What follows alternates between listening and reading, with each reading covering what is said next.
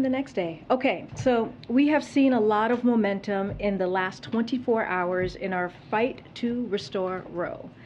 Americans in Kansas turned out to challenge views that would move the country backwards, with fewer rights and politicians invading our most personal decisions, and they won.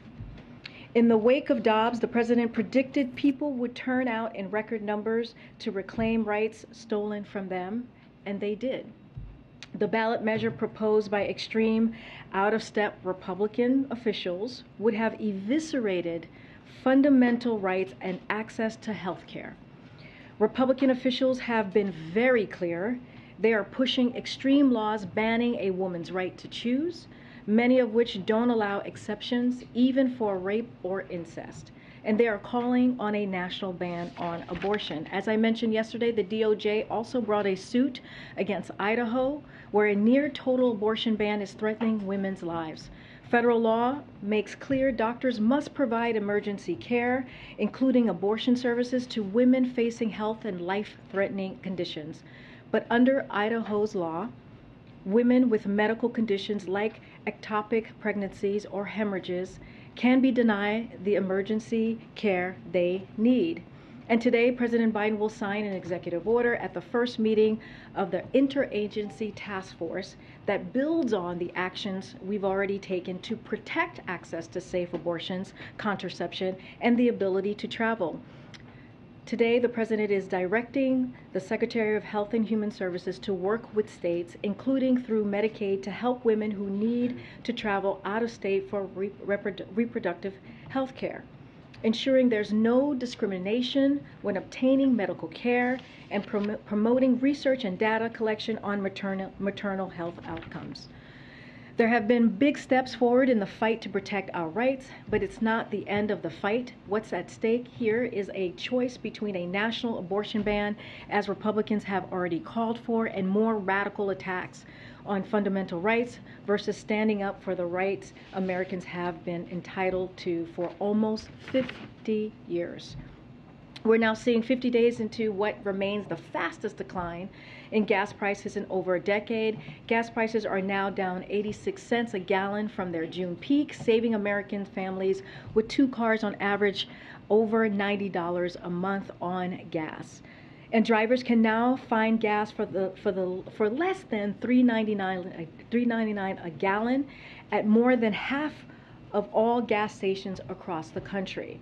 Prices are coming down even as Putin's war continues to put pressure on global energy supplies. President Biden promised he would address Putin's price hike at the pump, and he is. He is releasing 1 million barrels of oil a day from the Strategic Petroleum Reserve. He is rallying international partners to release an unprecedented amount of oil. More work remains, but prices are going down, and the president will continue to call on domestic and international oil producers to increase output so they can continue to come down. Finally, lastly, today, former Treasury secretaries from both the Democratic and Republican administrations just became the latest in a wide range of economic experts to endorse the Inflation Reduction Act. These high-level officials from both parties reaffirmed that this package will cut many of families' biggest costs and act against inflation. They also became the latest in a long list of experts, as I shared with you recently, who have debunked congressional Republicans' lies meant to protect tax welfare for wealthy special interests at any cost, even prolong inflation.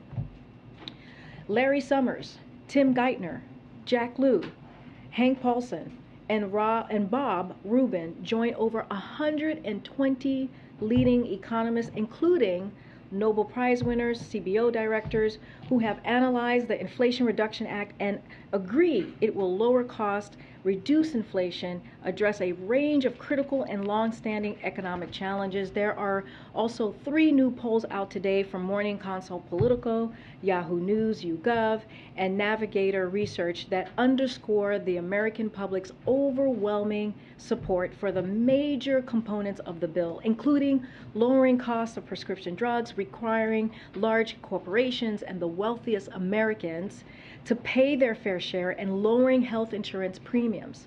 Americans are weighing in with resounding support for the Inflation Reduction Act, and that's in contrast to Republican members of Congress who want to block this legislation to protect tax welfare for the wealthy and corporations. Not only that, but while congressional Democrats want to lower your prescription drug and health care costs, Republicans want to put Medicare and Social Security on the chopping block every year, like Ron Johnson repeated yesterday. The choice is clear, and we urge Congress to move forward with this package as soon as possible. Josh, the floor is yours. Wonderful. Thanks, Karine. Two questions on two subjects. First, OPEC today. OPEC Plus is boosting oil production by a much slower pace in September than in previous months, at about 100,000 barrels a day.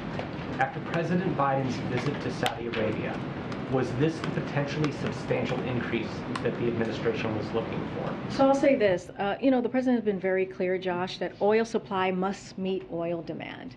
And the fact of the matter is, and I just laid this out in the top, which is 7 weeks ago, the price of barrel of oil was about $120, and now it's at around $95.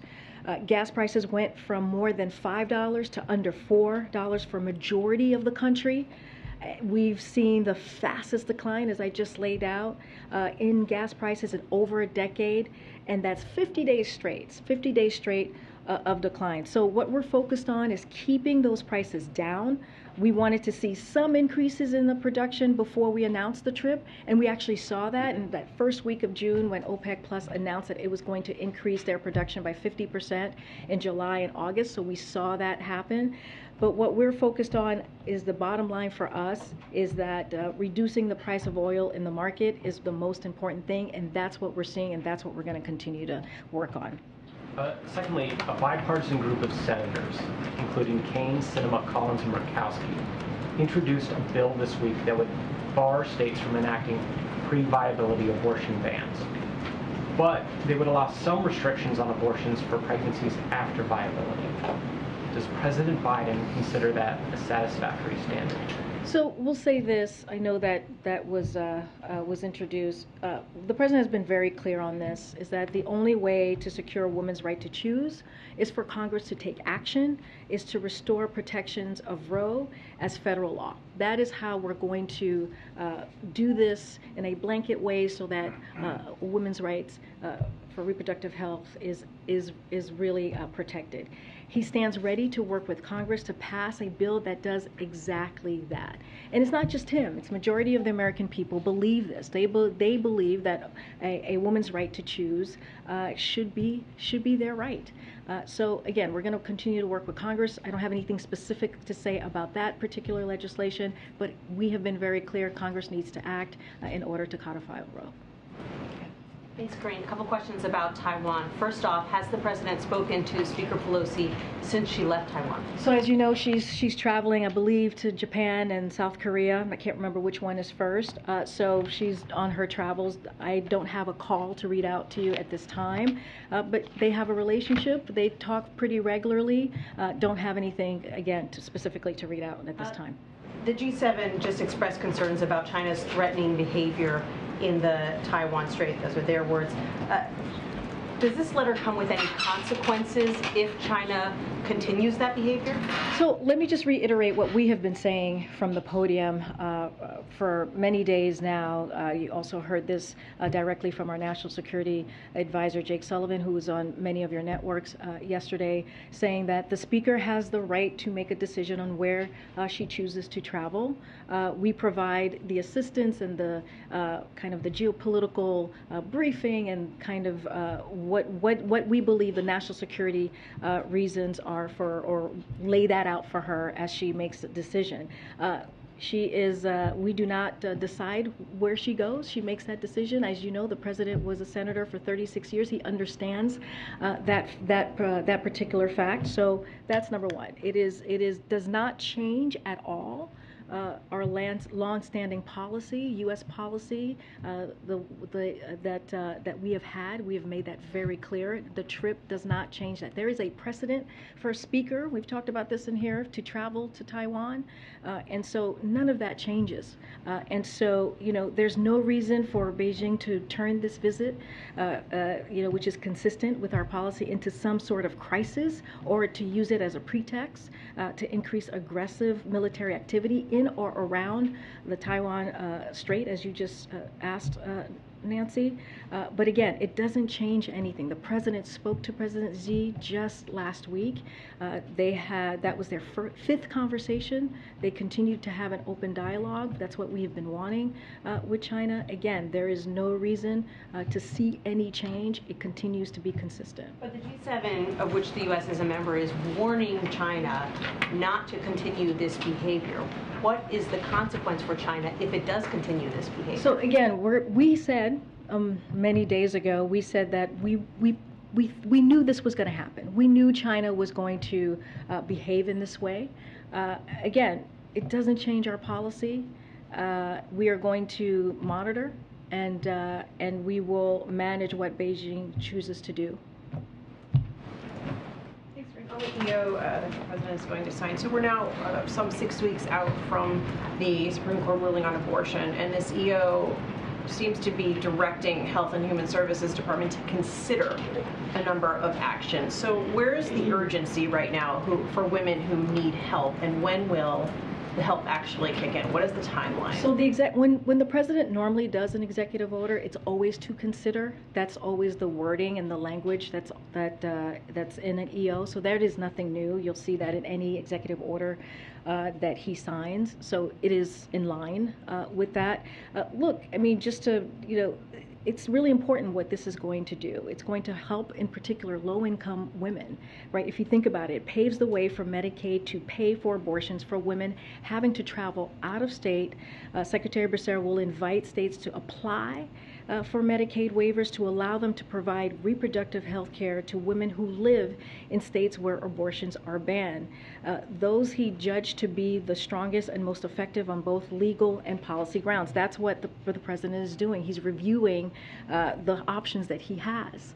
And also the thing to note here, and we have said this is in consultation with groups, this is in consultation with legal experts when we make these announcements, and the president has been very clear. He is going to continue to do whatever he can to make sure that a woman's rights to choose continues to be protected the best way that he can from the federal government.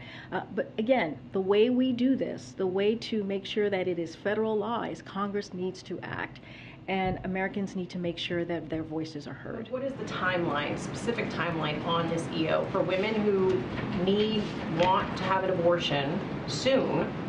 Will this help them get one? Are we talking about days? Are we talking about weeks? Are we talking about 6 months? So that's a great question. We don't have the details to share today, but HHS will soon have more on what a waiver could look like in the timeline, as you're asking me, and which would generally target, again, low-income women served by Medicaid and help cover certain costs. So HHS, as you know, the president's going to sign the executive order. It says to consider. Secretary Becerra will then work with his team to figure out the details and the timeline. And one more question on this. How will you be able to help women pay to cross a state line to get somewhere else where they need to go, given the restrictions of the Hyde Amendment? So that is something that HHS will come up with the details on that. But you're about to sign an EO. Have they not figured that out? Well, we're going to leave it to HHS to come up with the details on the specifics on how they're going to work with states if a state asks for a waiver and what that's going to look like. So this is going to be in their purview. They're going to come up with the specifics, again, with the details on how this is going to work. But again, this is what the president is doing. He's looking at everything that's available to him on the table, whatever is legally possible, what he can use his executive authority to move forward on, and that's what he's doing. A quick question again on oil. 100,000 barrels a day, it's enough to basically cover, I think, 86 seconds of global oil demand in a day. And it's essentially a rounding error when analysts say that the kingdom could increase production by at least 5 times as much. is the White House happy with that amount? And again, does Biden feel like he got what he wanted out of the visit to Saudi Arabia? So, again, the way we look at this is that I laid out the gas prices and how that's gone down. We went from 120. It's gone now. All right, 120. There we go. You just missed it. So this is the prices at the pump, 86 cents. But if you look at the barrels the barrels, it went from 120 to $95. That's a significant, I think, movement that we have seen. And again, we're not members of the OPEC Plus. We have said that we do not belong to OPEC Plus. But they made an announcement the first week of June, and they said they would increase 50% in July and August, and they did that. This is 1 month, if you think about it. This is a 1 month increase, but the president's going to continue to do the work. Look, if you think about his trip, to your second question, to the Middle East, it was important to go. You think about the announcement that we made about the Yemen truce. That's a war that started 8 years ago. 8 years ago. And by having that truce, which is going on 6 months, we're saving thousands of lives. And so that matters as well. So we think that the trip was certainly worth it. It also allowed Israel to come back, to be included, to be more so included in the Middle East region, which is also very important. And so, look, when it comes to gas prices and oil production and meeting supply, we're going to continue to work on that. But you've seen the president take those steps. When you think about the Strategic Petroleum Reserve, when you think about how he was able to rally our allies to do 240 million. So that is, we see that as incredibly important as we're doing the work for the president. And just quickly, Saudi Aramco also signed MOUs today with China Petroleum and Chemical Corporation to collaborate more, and with Sinopec to create a new manufacturing hub in Saudi Arabia. Is there concern in the administration that Saudi Arabia is sort of loosening its energy ties with the U.S. and getting closer to China? So that particular report, I would have to go back to the team and get back to you. I've not seen that reporting. Just had a follow-up on the executive order. Since the president is directing the Secretary of HHS to consider actions on helping patients who need to travel out of state to get certain health care services, what are some examples of potential actions, and were there specific examples that the White House presented to HHS to consider? The fact sheet didn't list any examples. No, that's a good question. I can give you a little bit of the waiver details. I don't have examples. Hopefully this helps. And you tell me, MJ, and we're always happy to talk to you afterwards. So as you know, Medicaid provides comprehensive health care to women with low incomes. This care includes family planning services such as contraception, non-emergency medical transportation, and support services like targeted case management, which allows health care providers to help patients coordinate their care. And it also includes abortion care in certain circumstances as accepted by the Hyde Amendment, which is rape, incest, and life of the mother. Today's announcements and the President's directive to Secretary Becerra is to leverage Medicaid to support patient care for those living in states with abortion bans. This process will be driven again by HHS, so they will have more to share on what the Medicaid opportunity is, including through Medicaid waivers are available to states interested in supporting patient care for those who live out of state. But generally speaking, though, these opportunities will target low-income women served by Medicaid, because we were asked that question, how we were going to help women who couldn't afford abortion. So this answers this question, having the waivers, and it will cover care that is otherwise part of Medicaid's comprehensive benefit program, which include travel under Medicaid's non-emergency medical transportation benefit. They will have more of the details, but that's kind of the laydown that I can give you at this time. And just in terms of the timing of this executive order, obviously the idea of helping patients who need to travel out of out of whatever state they're living in now to get abortion services, other healthcare services, I think that's an idea that you all have been obviously talking about since the Supreme Court overturned Roe v. Wade. I guess why is this executive order coming out now and directing HHS to consider more actions? Presumably they would have been thinking about this already, right? Well, as you know, the last executive order that we signed, the president signed, was to create a task force, and that task force, one of the reasons it was created is so that it could be streamline our efforts here and our efforts across the agencies to come up with ideas of how to move forward and how to move the best way to really deal with this crisis that's in front of us. And also, I think so. That's one part, right? The task force came together. They are putting forth ideas and ways to move forward. I think the other thing to think about is, the president has executive authority, but he also has to make sure he talks to the legal experts, right? He has to make sure that the ideas that we have or come up with can be done. And so that's also a big part of it too. This is still, this is a government, and so there are ways, there are steps and processes that we have to take in order to take actions as big as these. And so that's something as well to take note. But look, there has been an urgency from this president from day one when the Supreme Court made this extreme decision to take away a constitutional right. It was an unconstitutional action by them, a right that was around for almost 50 years, a right that women had to make a decision on their bodies and how they want to start their families. And so the president has been very clear that he's going to do everything that he can. It doesn't stop with this, but we also understand that, he can't only be the only person working on this, right? That's why we continue to ask Congress to take action. Am I doing the math right that the 30-day report that the president asked Secretary Becerra for, that would be on Sunday? I have not done the math, so I trust you on that. I don't have anything new on the 30-day report. We're not here yet. I would have to get back to you on that. The subject, please. Go ahead. I'll come to the back. Just to follow up on MJ's questions on this new executive order, the president had previously said that he wanted the Justice Department and HHS to explore ways that they could protect interstate travel. How is this different or at all new from what he said? I think laying out how to do that by offering this Medicaid waiver is a big deal. I mean, this is a big deal for women who can't afford to have abortion. This is a big deal for women who are trying to figure out how are they going to pay for their health care. This is a big deal for them. And so we were asked, I remember one of the last times I was in front of you talking about this particular issue, I was asked, okay, well, what are you guys going to do for women who can't afford?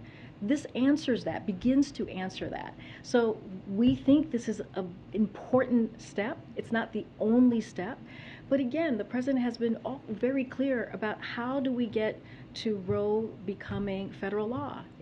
Americans have to make sure that their voices are heard. That's why I laid out or talked about what Kansas did last night. And will there be more details, for example, for women who are looking to utilize these services? How do they access, as you outlined, some of the things, transportation, those health services in other states? How is that going to work? All good questions. HHS will be clearly leading this effort, and we'll have more details to share. And then just one more quick one here. Has the president had any conversations with Senator Sinema as the Senate continues to negotiate over the Inflation Reduction Act, or any conversations that the White House is having with senators as they try to push this over the finish line? We're not going to negotiate from here, as we say many times, or in public, just in general, and I'm not going to speak to any other congressional members' conversations or what's happening in that is related to that. Okay. Yeah, a different subject, a couple questions. There's text messages reported today from January 6th from top Pentagon and Army officials deemed key witnesses in the Capitol attack that were deleted after their phones were wiped. Is there any concern from this administration about confidence in the DOD or the Army because of that? So my understanding is this is part of an ongoing litigation, so I would refer you to the Department of Defense. It's not something that I can comment on, and they will have further comment or details. But I'll say this more generally. Here's what I will say to your question. We have been very clear that we strongly believe in following public record rules. That is important. And the President also has been very clear that everyone should cooperate with the January 6th committee so they can get to the bottom of what happened that day. But I'm not going to speak to any specific details. I would refer you to Department of Defense. He has confidence in the DOD, and does he also have does his confidence remain in the Secret Service detail after they've wiped? So I've answered your last question, and I'll answer the former question. The last question is yes, he has confidence in the men and women who protect him and his family, so he does have confidence in them. And the Department of Defense, yes, of course he has confidence in the Department of Defense. And finally, the last question. Andrew Yang, former Democrat, has announced a third party. Any reaction from this White House about the viability of a third party with Andrew Yang at the head of it? As you know, and I say this often, I cannot speak to politics from here. I have given up that life for the moment. I'm gonna go back and I'll come back up. Okay, go ahead. Yeah, so on the OPEC announcement, given what the president has invested, does he feel like the increase was an insult? Look, and I said this earlier, and I'll say this again. The fact of the matter is that oil and gas prices are coming down. They're coming down, and they have been coming down since the president announced his trip. The moment he announced his trip, we saw gas prices and oil prices coming down, and so that is also important to note. But what we're focused on is that our goal is to bring prices down for Americans, and that's what we're seeing. So we have seen some results. You saw the chart that was behind me, and we're going to continue to do the work on the domestic and international oil producers to increase the supply of oil. It doesn't stop with the announcement today. It didn't stop with the announcement in early June. We continue to do that work. Again, we're not members of OPEC Plus, but we welcome their announcement. The Strategic Petroleum Reserve is at the lowest level in 37 years. The release of 1 million barrels a day ends in September. So what's the plan then after that? Well, from my understanding, and I can get you more specifics, is that we are replenishing the Strategic Petroleum Reserve. I don't have more to share on that, but I'm happy to get more information. Can I ask a question? I'm going around. Go ahead, Stephen, and I'll come down. Thanks. Sorry, and I'll just maybe. I know people are leaving. All right, very quickly. Where are the deliberations on a national emergency with respect to abortion rights? We don't have anything to share with you today on that. Again, the president's looking at all his options. You're going to hear from him. That's where everybody's going at this moment. To hear from him at 2 o'clock on this particular executive order that we're moving forward with. I don't have more to share on that. Do the results in Kansas, as expressed by the people of that state, make the president feel that the members of his party should push stronger in Congress to repeal the Hyde Amendment? Oh, I mean, the Hyde Amendment is law, and we're gonna follow that law. So I'm not going to get into more than that. But I will say this about what we saw in Kansas. The president was very clear that in order to protect our rights or codify Roe, we need to make sure that our voices are heard. And that's what you saw. You saw the power of the American people last night. And that is incredibly important. It was not expected, what we saw last night. And so this is what we need to continue to do. In order to make sure that it is the law of the land, that Roe becomes law of the land, people have to make their voices heard, and we're gonna continue to call on them to do that. Okay. Thanks, Karine. 2 quick questions. On the abortion EO, can you give any more clarification on whether or not the president directed HHS to have the waivers pay for travel or have the waivers pay for the abortion procedure itself? So, it's the Medicaid waiver. From what I understand, it is for them to pay for abortion procedure. And I don't have the specifics on the travel. We can easily go back, but from what I understand, Medicaid pays for your health care services, so I presume is for the health care. Yeah. Okay. But I can get more detail on that. I want to make sure I get that right. Okay, and then on Taiwan, has the Ronald Reagan carrier group left the east coast of Taiwan, or is it still there? I would have to get back to you on that. Can you characterize any communications that you guys have had with the Taiwan military as they get ready for these PLA drills? I don't have more to share on that. Thank you. Yeah, Peter. Thanks, Karine. How come Republicans seem more jazzed about Speaker Pelosi's trip than the president? You're going to have to ask Republicans. Jazz. Well, yeah, I mean... Do they have jazz hands, Peter? Do I have jazz hands? Do they have jazz hands? You said jazz, that they were feeling jazz. We can have our Hill team check. But Mitch McConnell said, I think it's important for the Speaker to go to Taiwan. Lindsey Graham said, the idea of her going is a good thing. Chuck Grassley, I'm sure glad that she went. Is President Biden just worried about hurting Xi's feelings? So you're saying because they said that, then we're not jazzed? Yeah, absolutely. We've been very clear. We've been very clear for, the past week or so, that the Speaker has the right to go to Taiwan. We have said that. Yes, you've been clear that she has the right. But why is it so hard for the President just to say, she's a brave trailblazer, and I think it's great that she went. Like so many others. I think the President thinks that Speaker Pelosi is a great trailblazer. Look, Does he think that it was good that she went? Here's the thing.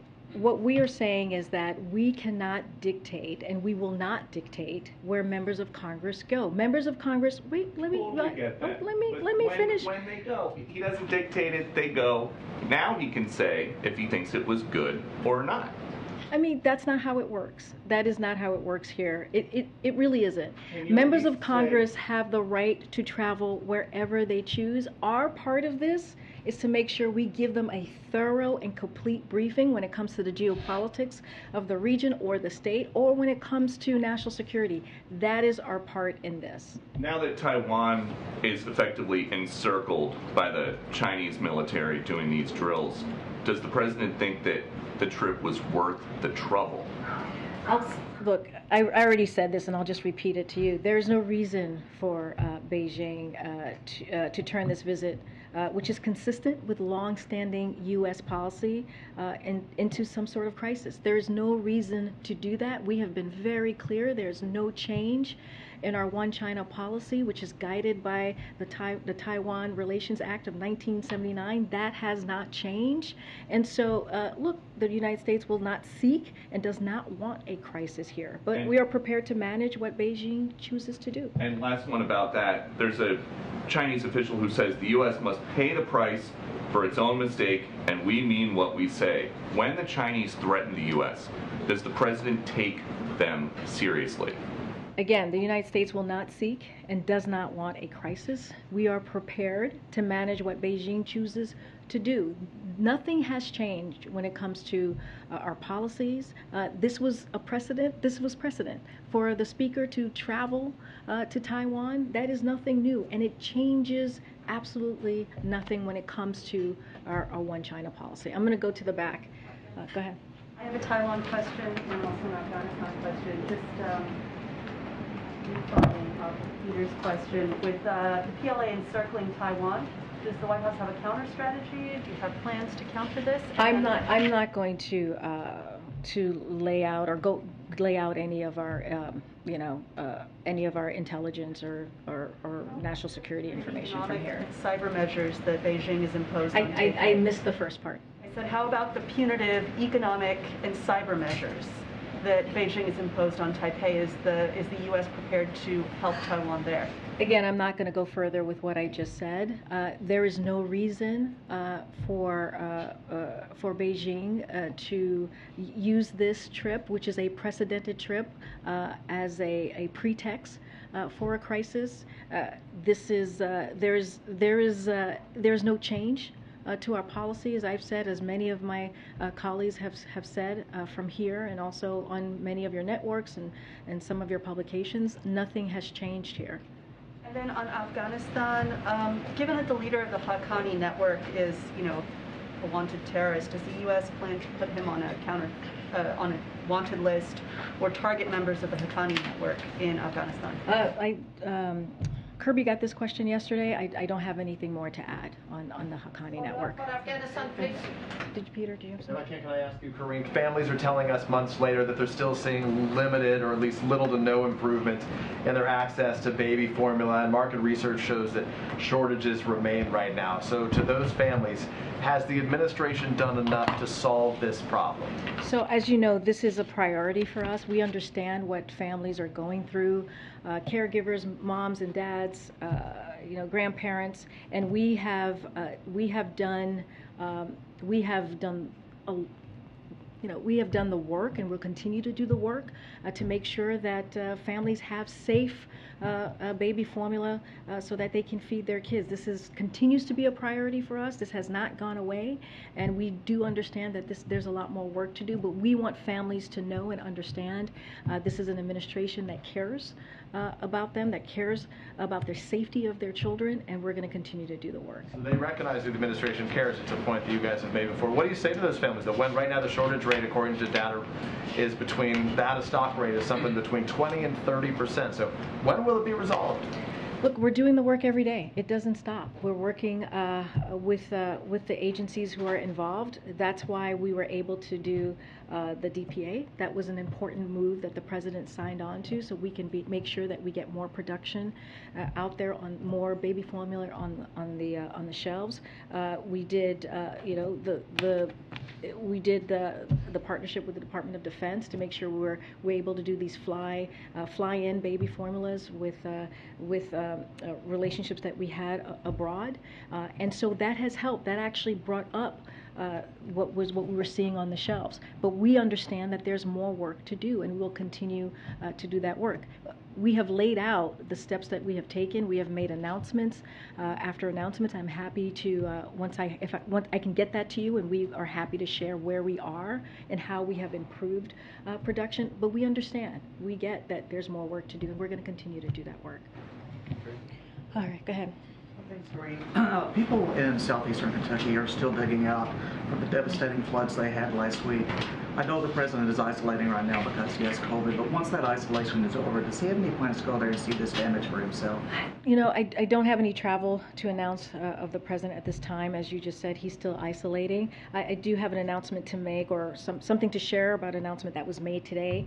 Department of Health and Human Services, Secretary Becerra declared a public health emergency for the Commonwealth of Kentucky, which gives the Centers for Medicare and Medicaid Services beneficiaries and their health care providers and suppliers greater flexibility in meeting emergency health needs. We are doing everything that we can with FEMA and other agencies across the administration to be helpful to the state of Kentucky. And again, I've said this before, but our hearts go out to the families who have lost loved ones and just lost so much in this period of time. But is a presidential trip there something that's even being considered? Is that something well, as you know, he went to Kentucky when I believe it was a tornado that happened, last year. And he visited Kentucky at that time. I remember traveling with him, and it was devastating aftermath of what happened to the state. We just don't have anything to share with you at this time. Okay. I'm going to try to go around here. Go ahead. The President is on his fourth full day of isolation from his rebound case. If he continues to test positive after he completes 5 full days, will he continue to isolate? I would have to check to see exactly what the CDC guidance is, but we are going to follow CDC guidance. One thing I do have to say is CDC recommendations for rebounds. There are no CDC recommendations as it relates to testing and as it relates to travel, but we have been following the 5-day of isolation. We added to our protocol, as we do here at the White House, because of the unique situation and the unique jobs that we all have here, and making sure that we keep everyone safe. We added the 2 negative tests in order for many of us to come back to work. As far as beyond that, I would just have to make sure I check with the CDC guidance, but we will continue to follow that. And like you said, the CDC doesn't call for people with COVID to test negative before on a rapid antigen test to end their isolation. Considering it seems to have been helpful in President Biden's case, is that something that the White House would like the CDC to urge Americans to do, to factor in antigen testing, or for Americans to model his behavior? So we leave it, honestly, we leave it to the experts. That is for the experts, and they follow the science, which changes on this. This is COVID, as we know, a once in a generation pandemic. So we leave it to them to make that decision. Okay. Go ahead. As you know, the McKinney fire in Northern California has killed 4 people. I just want to know, has the administration been in touch with California officials, or what federal resources have been brought to bear there? Yeah, so we have been in touch with state and local officials in California. We're continue to closely monitor the wildfires raging throughout the western United States, and the president has also been receiving regular updates. Even as he's in the White House resident, he's working every day.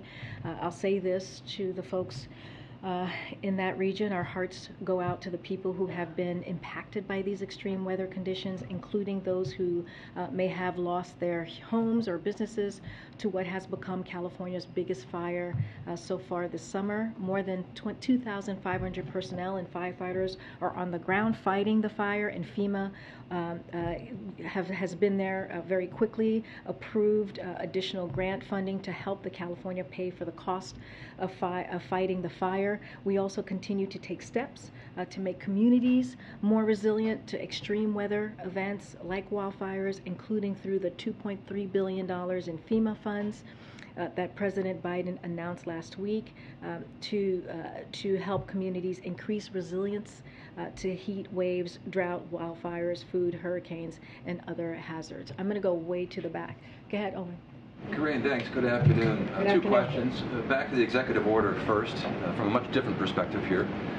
Pro-life Americans don't want their tax dollars paying for abortions. They believe life begins at conception.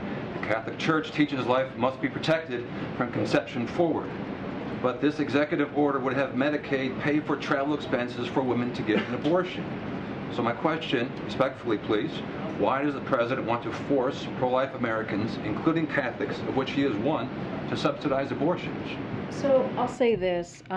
So federal law makes clear doctors must provide women emergency medical care, including abortion services to stabilize women facing and life-threatening conditions. We are working to ensure that pregnant women whose life and lives are in serious jeopardy receive the care that they need. This is what it is. This is what we're trying to do. This is what the president has promised that he would do. But under that same federal law, there are exceptions for moral, to your point, Owen, or religious objections to provide particular medical services. So nothing in today's EO impacts those exceptions. So there are exceptions there.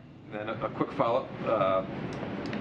Catholic bishops say the administration is trying to force doctors and nurses to perform procedures that go against their religious beliefs, including gender transition surgery and abortion. Does the president believe in conscience rights and religious freedom for healthcare professionals? So I thought that's what you were asking me in your first question. It's basically the same as I just laid out, which is like federal law makes clear, right, that doctors must provide women emergency medical care, including abortion services, to stabilize facing health and life-threatening conditions.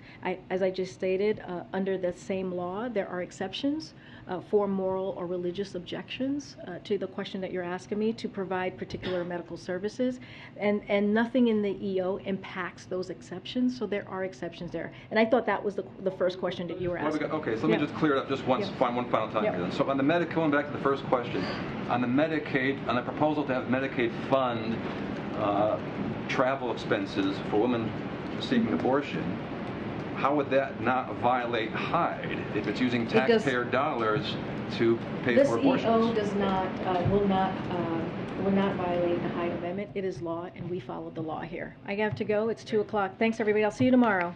Thanks, Greg. Thank you.